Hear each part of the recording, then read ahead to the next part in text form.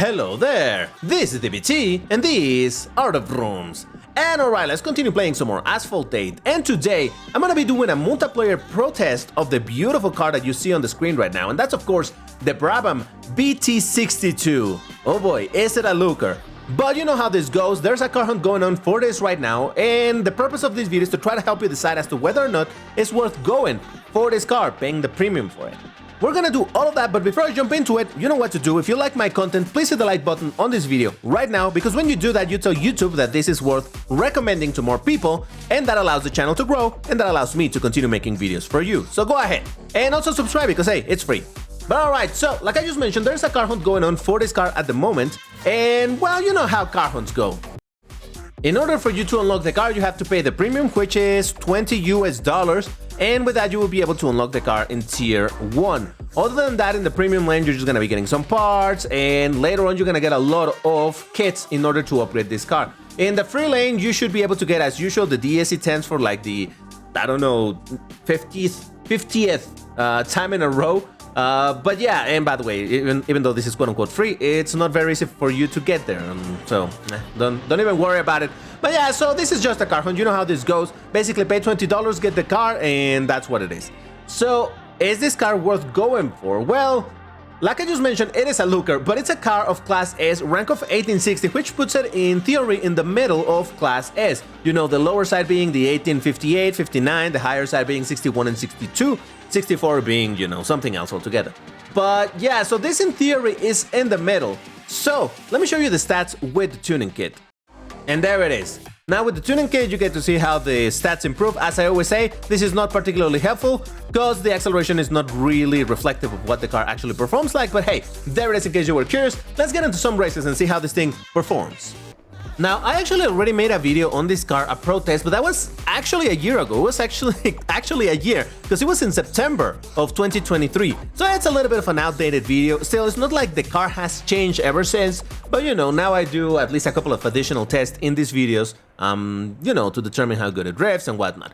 But either way, at least what I can tell you is that I have had more experience with the car, and I can tell you as to whether or not I was right or wrong in my conclusions back then. This car actually was available originally as a special event reward. It was the main reward of one of the special events, in the same way that, for example, oh god, darn it, the Lamborghini, Jesus Christ, no, that's not the Lambo, Jesus Christ, the Lamborghini Reventon was a special event, and the Spider Evo, the Hurricane Spider Evo, was also a special event. This was indeed a special event, and it was actually one that I was able to unlock just in a regular fashion. I had all the cars that I required, and that actually, even if I remember correctly, it allowed me to get the special decal for this car, which looks fantastic. And I would be using that decal right now, except that I tend to use that decal a lot. So I thought, hey, let's show the colors of the car instead. I will show you the decal a little bit later, just in case you were curious. But yeah, so yeah, it's a car that I wanted because I've known this car since Asphalt 9 at the time. And over there is just a Class C car, over here is Class S, so hey, make of that what you will. Both of these games tend to be a bit extreme with how they put the cars in their classes, but whatever. We got what was that? A 4th place? Yeah, 4th place. I got some points. I got defeated by a Divo and 2 Cians, but I defeated a Lycan Hypersport, the Halloween Edition, 2 Shake Apex, Koenigsegg 1-1, Ferrari. Look at this McLaren defeating 2 Class S cars unboosted. Well done, mister. All right, let's get to the next race. And what can I say? I just like this car a lot because obviously it has the things that I like. It's a sleek car, but not completely bar of soap looking, you know, like super smooth. And no, it has its edges and whatnot. It has a big wing, it has a lot of aero to it. So it's the type of car that I like. The one thing that I don't like about the depiction of this car in this game is the fact that the wing is the same color as the body. I would prefer for the wing to be painted black or be carbon or whatever, so that it adds that additional layer of contrast or detail to it. This is the same for just about any cars. I like for the wing to be, even if the entire wing is not completely in carbon fiber or whatnot, just to add some more detail to it, you know. And by detail, once again, I mean just by adding some contrast, because as it stands right now, look at the wing. It's just the same colors. It's kind of boring. Instead, if it had, I don't know, some additional black bar to it or something. I don't know, I think it could look pretty cool. But either way, that is the thing that I don't like about this car in terms of looks in this game. Same thing in Asphalt. Well, Asphalt Legends Unite now, it's no longer Asphalt 9. But it's the same situation over there, except that over there you do have the ability to make the wing carbon fiber. And well, that solved the issue that I have with this car, so that makes me really happy over there. Over here, I just have to live with the same colored wing, but hey, even then, it's still quite a bit of a looker, so hey. Third place, not too bad, not too bad. Defeated by a Centenary and a Hurricane Starato, that's very rare. But I did beat the Lycan Halloween edition at the BT16. Oh, there's another 7. Man, people bringing the 720S. I mean, it is true that I'm bringing this, and if you manage to beat anybody, you're gonna get a lot of points because you are in the previous league defeating a lot of people from the higher league. So that's a lot of points that you can get so long as you beat them. But it do be a challenge. Come on. But try Nemesis, Sharon 110, Cian, Vayan, Devo, and there's another one of these, but that one didn't get us good luck. Though that guy's already in the lead. I guess he's just testing it. I don't know. Nevada again. Okay, fine. Let's try it. To be fair, I'm kind of hoping for the shortest tracks because, well, I haven't really talked about the performance of the car, but might as well cover it now. Bad nitro. That's the problem with this car. Bad nitro. The rest of the stats, I would say they're anywhere from decent to good. For example, the acceleration, it's nothing unbelievable, but it's definitely not bad. The handling is good, the drifting is good, but oh god, it's that nitro that's suffering. This actually, it's a lot like, recently I made a video talking about the Aston Martin Valkyrie, which is basically the same situation, where you have a car that is agile, but it has bad nitro, and I was talking that it's, to some degree, it reminds me also of cars like the McLaren Solus in 1862, which is same thing, you know, agile and bad nitro, but either way. So yeah, that is the main problem that I have with this car. Well, not that I have, the main problem of the car is the bad nitro. Now, it's not the worst nitro in the entire game, but it definitely is amongst the lowest, at least for Class S. So it is not, I don't know that the word is reliable. Maybe I should say it is not a car that you should be driving in multiplayer unless you're good at nitro management. I guess that's how I would put it. Because I imagine a car like this can still do some pretty good results in things like TLEs, maybe in gauntlets, where you are in a more controlled environment and you know, oh, there's gonna be a nitro bottle up ahead and whatnot. In multiplayer, you know, people are gonna be stealing the nitro bottle, so you're gonna be in a bit of a tough situation. Alright, I got defeated by a Senna GTR, Deus Vayan, Cian, McLaren MP431, which is, by the way, another car that is the same thing, very agile, very bad nitro. But I did beat Tushek Apex, Faraday Future, Jesquap Solo, look at that. And another Faraday. Alright, well, I'm telling you, multiplayer is just weird. Okay, now we're getting to somewhat of a short track, but I mean, these lobbies are super full. We're in the middle of the season, and yeah, the lobbies are still really, really full. I don't know if I'm making this up, but I feel like less and less people now try hard to get to Elite as quickly as possible. I mean, obviously there's still people that do. That's fine for them. But I feel like nowadays, I don't see as many people ranking up super quickly. It takes longer during the week. So that would explain why there's still a lot of people over here, even though it's middle of the season. And it's not that middle of the season should be empty or anything. But normally I don't see... Oh, Jesus Christ. Oh, God. What's happening? I normally don't see lobbies this full around this time of the season. But hey, who knows? It just seems to me that, for example, when I was trying to get to Elite, not that I was trying too hard, but I still noticed, I was still on Friday night, still saw a lot of people bringing Camaro Independence Edition on a Thursday or a Friday to try to rank up. And that's what you see normally at the start of the season, people really going hard at it. But, well, oh, Jesus Christ. Oh, whoa, wait a second, am I second place now? Let's go, second place. No, wait a second, I'm third place. I always knew it. Third place is fine for me. Alright. So, defeated by a Batista and a Senna GTR, but I did beat the... Look at this guy! Jesus, alright? Alright, well. Faraday, Jesus. Another... What is happening? Why am I seeing so many of these cars? What is going on? Lycan Hypersport, Cian, Deus Vayan, and MP431. Oh, I didn't wait for the little spinny thingies to finish. Oh, man. Well, now I got the replay button, so that means that already got calculated. So that's neat. But, actually, how about we test the drift of this car? spiral drift test. Let's do this. I changed the color of my car to silver just because why not? I think it looks kind of dope for sure in this color. But here we go. And release, release, release. Yeah, so I need to do some releases in order to not hit the inside of the wall.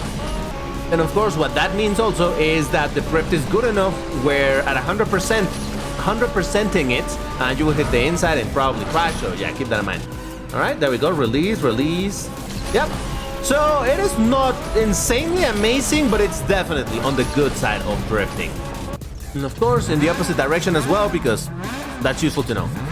Though this side, I always say it feels assisted, like the cars drift better than they normally do, but still should give you an idea of how this is gonna do. Start always a little bit wide, release, release, a lot of release, and I kind of messed up a little bit. But yeah, trust me, the drift on this thing is definitely good. I don't know in what level of good, but good. Time to wall test, and this is a miracle. I got a miracle result over here. I restarted this so many times to get a car that I could out-accelerate. It's not a car that I can out-accelerate. It is this bike. So there we go. With this, I'm able to do a clean test over here. Because legit, all the other cars that I was getting, none of them I could out-accelerate for a clean time to wall. But there it is, attempt 1 and attempt number 2. Yeah, it's getting harder and harder to do this. Well, not that it's getting harder. Well, I guess it is. To get this test, to do this test in this class. It's just that there's so many Class S cars that accelerate good enough where it becomes a problem to try to get a clean take like this. Now, earlier we were talking about the colors of the car, so here are all the color options for it. Again, I was driving it in this silver. Originally, I started with this one. We got it on white, red, blue, orange, green, and the default color is actually black, which seems so boring to me, but okay. So this is the silver, but look at this thing plus this. Oh man, does it not look absolutely fantastic. I love this decal. I legit like it a lot. But like I said, I've driven with this a lot in previous videos that I've made on this car because it's possibly my favorite style to the car. So just for the sake of variety, I'm not gonna run with this. Instead, let's do with white because hey, why not? White sometimes bring me good luck. I don't know, but let's try it. Okay, Area 51. Let's see if it's gonna be the one that I hate that has absolutely no nitro towards the end of the race. Because yeah, that will not be fantastic for the car that I'm driving, but I'm gonna try. Let's see what we can do over here. But yeah, overall, you know what? This car reminds me a little bit too of the Apollo Intensa Emozione. Good handling, good drift, bad nitro. That's what this car reminds me of. And the Apollo Intensa Emozione also looks fantastic, so hey, there's that as well. But yeah, I don't know. I have found that there's a bunch of these cars that I like quite a bit, but have this same archetype of vehicle where it's again the high handling, bad nitro. So I don't know. I think it's one of those things that you have to learn to live with. Younger DBT, younger, I mean younger in this game, though I was younger as well. But younger DBT did not like these cars at all, and to some extent I still don't. Simply because, well, oh god, oh he missed this nitro ball. That was fantastic. Younger DBT did not like these vehicles because again they're difficult to use, especially in multiplayer, because again you don't have control over whether or not there's gonna be nitro available in the track, where in a TLE or in Gauntlet you know where the nitro bottles are and that they're always gonna be there. So that's what makes these cars a little bit difficult for me to deal with, because I'm not the most amazing player out there. I hit the walls oftentimes, so it's not like I'm getting a lot of perfect laps or whatnot. Hey, look at that, a third place, I'll still take it. So yeah, this makes in general this car's not fantastic for a player like myself, but I know that the super skilled players that have insane control over the cars can still do great things, and if they manage their nitro properly, well, the more positives to it, the better, I guess. I got defeated by a Cian and a Batista, but I defeated a Cian, Koenigsegg 1-1, Faraday, Arash, Senna 1-1, and 2 more Faradays. Look at that. Lovely stuff. I'm telling you, it's not a bad car. You gotta play good, I guess. Well, why not? Tokyo. We're talking about bad nitro, so the game gives me Tokyo. That's great. Fantastic. I love it. Here's a little bit of a funny... Not funny. It's not funny. It's just interesting. This brand, it's kind of dead by now. So Brabham, it's a I don't know too much about it, but I know that it's a very motorsport significant brand, because it's a racing brand, or it was a racing brand for many years.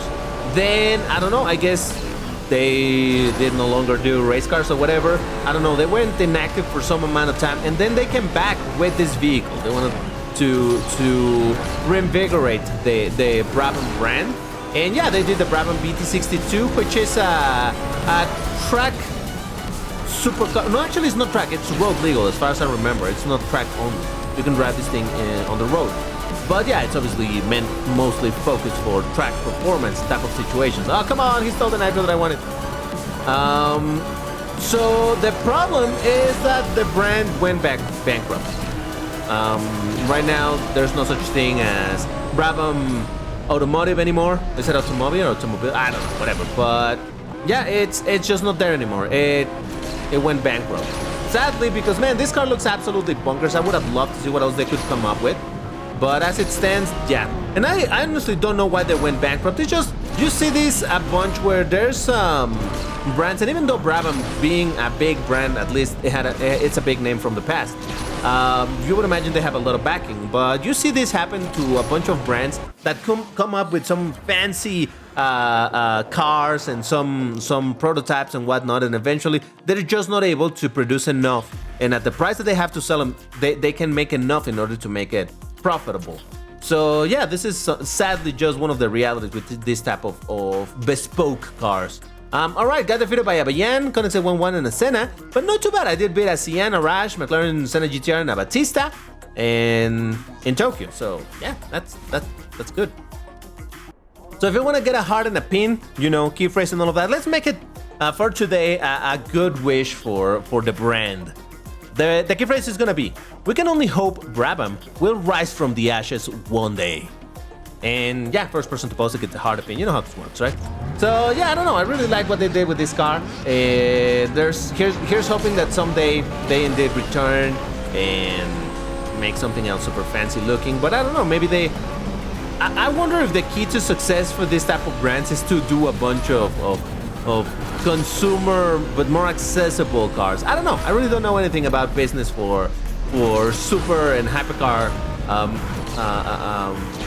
Not manufacturing, but you know, the whole side of business in that. I have no clue how this is supposed to work, so who knows. But yeah, the car looks fantastic, and I wish Brabham was still out there making more cars, because they went. But oh well, it do be what it do be. Now, if you're wondering, DVT, you've talked a lot about a bunch of. Jesus, why can I not say that? You have talked a lot about a bunch of topics over here. But you haven't told me, is this car worth going for? The answer is probably not. I would not necessarily recommend it unless you just want this car for the collection. I don't think this car is worth going for 20 bucks. I would wait probably for an 1861 car in the car hunts for, if I was going to spend the money, I would wait for that. Because in general, 1861, well, depending on which ones, but in general, they do tend to be better performers than the 1860 and lowers, and yeah, that kind of shows for this. To be fair, that's too broad of a generalization that I just made that, oh, 1861 is better than 1860. I mean, in theory they are, but you know how this game is with ranks and whatnot. But yeah, in general, for example, this car in this rank doesn't show to be an amazing one. If you want a car of this rank that it's actually really good, for example, there is the Tushek, the one with the big wing. I mean, the one with the wing, it's not ginormous, but still, the other one is the wingless. Whatever, you know what I'm saying, right? That's a good car in this same exact rank. I mean, there's some 1861 cars that just don't rise to the challenge, let's say. But still, I would say this is only for collection, that's it. For collection, if you really like how the car looks or whatnot, or yeah, I think that's it. Because in terms of performance, like I said, I would have, if you already have, for example, something like the Apollo Intense Emozione, you don't need this. I don't think you need this at all. But hey, once again, to each their own and what it is that you want to have in this game. I obviously wanted it because, like I said, I know this car from Asphalt 9, and I love the absolutely ginormous wing.